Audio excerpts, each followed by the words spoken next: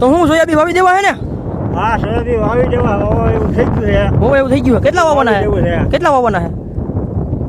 8 વીઘાના. 8 વીઘાના વાવવાના soybean. Soybean બધાય.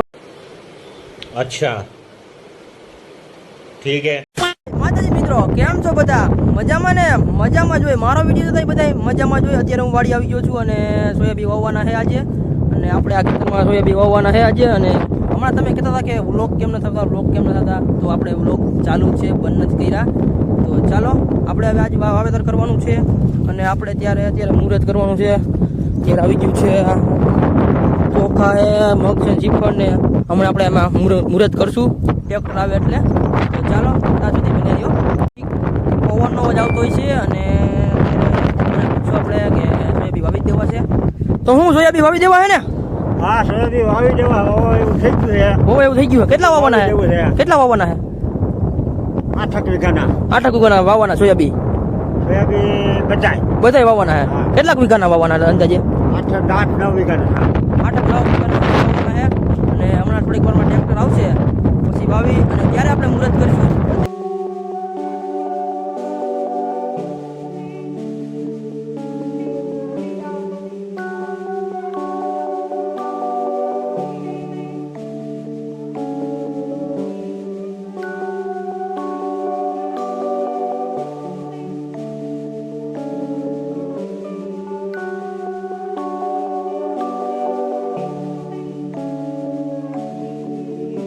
Tractor આવી ગયું છે, મુહૂર્ત કરી દેવું છે.